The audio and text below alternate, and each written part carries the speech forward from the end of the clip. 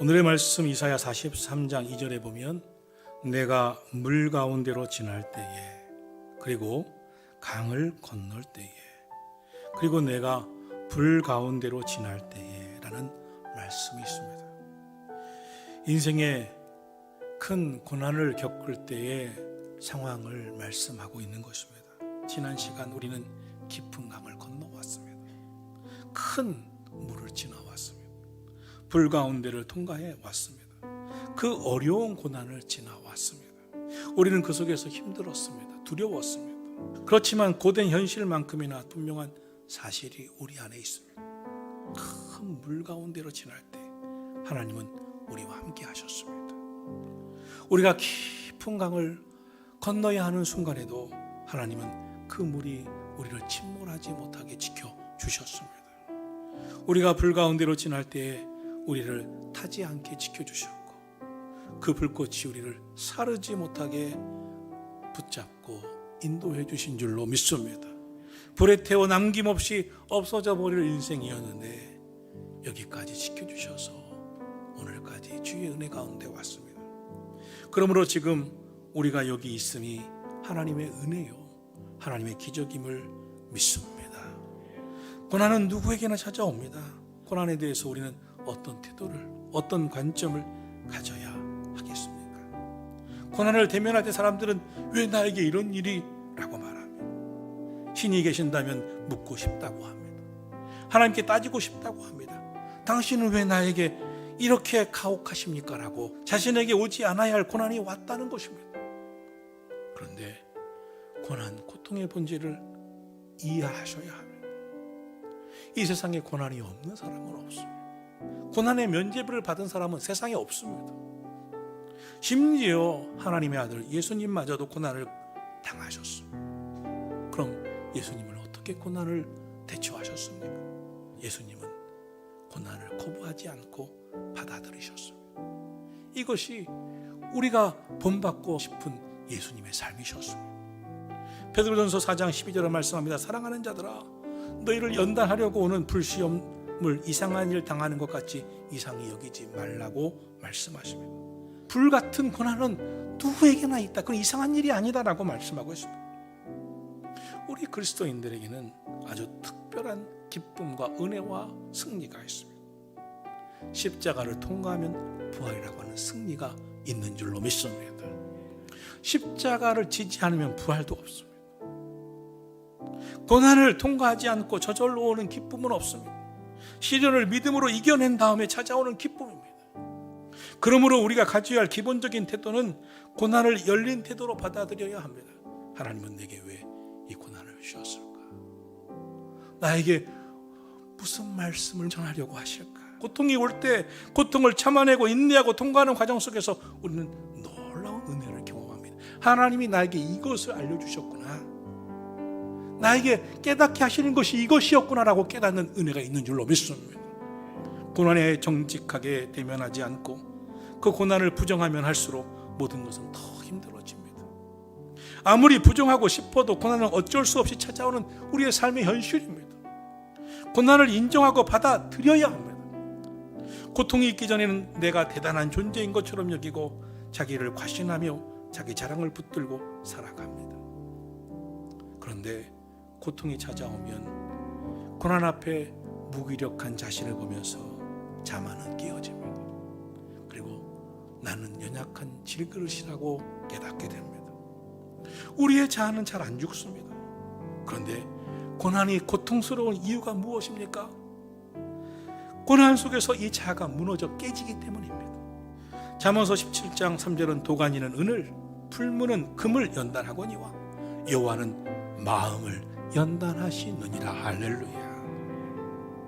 잠언의 말씀에서 도가니와 풀무라는 단어는 그 심한 고난, 시련을 말씀하는 것입니다.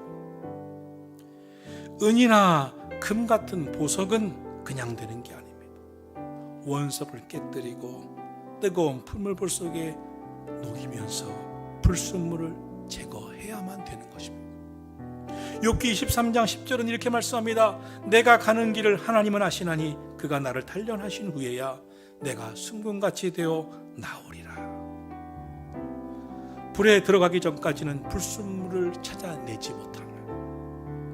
우리의 손으로 순금이 되어 가지 않습니다. 그런데 우리가 가고 싶은 길이 아니라 하나님이 가게 하시는 인생길을 걸으면서 우리는 나를 단련하신 하나님, 나를 고난의 풀물불 속에 집어넣으신 하나님을 만나게 되고, 거기서 하나님의 손길을 통해 제대로 된 하나님의 사람이 되어가는 줄로 믿습니다. 중요한 사실은 용광로 안에서 모든 것이 다 녹아도 금과 은은 그대로 남아 있다는 것입니다. 불필요한 불순물들은 금이나 은의 가치를 떨어뜨렸습니다. 그런데 그 불순물들이 제거되자, 연단되자 금은 순금이 되고 은은 순은이 되면서 가치가 높아졌습니다. 연단된 것과 연단되지 않은 것은 질적인 차이가 있습니다. 하나님은 고난을 사용하셔서 우리 안에 불순물을 제거하시고 우리를 순수하게 하기를 원하시는 줄로 믿습니다. 고난은 저주가 아닙니다. 저주란 하나님이 떠나시는 것입니다. 고통스러운 현실보다 더 절망은 하나님이 함께 하시지 않는 순간입니다. 고난은 버림받은 증거가 아니라 함께 하신 증거인 줄 믿으시기를 축원합니다. 고난은 잘못되어 가는 것이 아닙니다. 우리를 바로 하나님 앞으로 인도하고 있는 것입니다.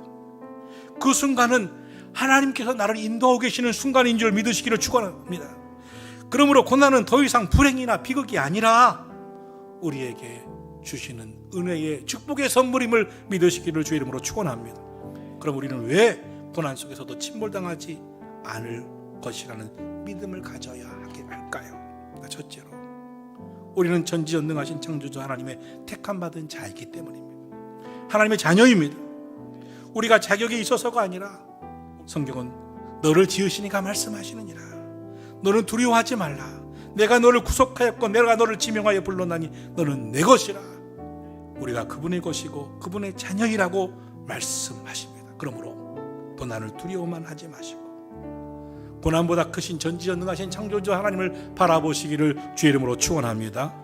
둘째로, 하나님이 함께 하시기 때문입니다.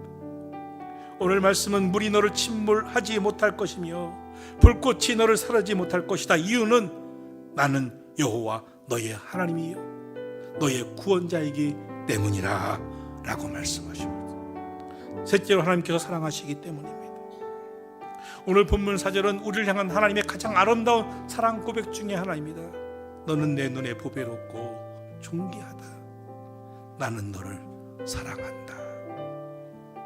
하나님이 우리를 사랑하시기 때문에, 하나님 우리를 보배롭고 존귀하게 여기시기 때문에, 전능하신 하나님이 그렇게 사랑하신 우리이기 때문에 여러분은 절대 침몰당하지 않을 것을 믿으시기를 축원합니다. 넷째로, 하나님께서 반드시 다시 축복하시고 회복시키시겠다고 약속하셨기 때문입니다. 마지막으로, 우리는 하나님의 영광을 위하여 창조하셨기 때문입니다. 7절로 말씀합니다. 그들은 내 영광을 위하여 창조한 자들이며 내가 그들을 지었고 만들었느니라고 말씀하셨습니다. 인간이 가장 아름답고 행복할 때는 하나님의 영광을 드러내며 살아갈 때입니다.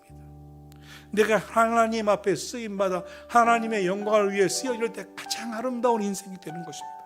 하나님은 우리로 하나님의 영광을 나타낼 자로 지으시고 만드시고 인도하실 거라고 하셨습니다. 그러므로 여러분, 반드시 하나님의 영광에 쓰여질 줄 믿으시기를 축원합니다. 사랑하는 성도 여러분, 지금 우리의 인생이 물 가운데로 또는 불 가운데로 지나간다고 해도 두려워하지 마시기 바랍니다. 여러분의 인생을 물이 침몰시키지 못할 것이고 불꽃이 사르지 못할 것입니다. 왜냐하면 전지전능하신 창조주 하나님이 바로 우리의 하나님 아버지가 되시기 때문입니다. 믿으시기를 축원합니다.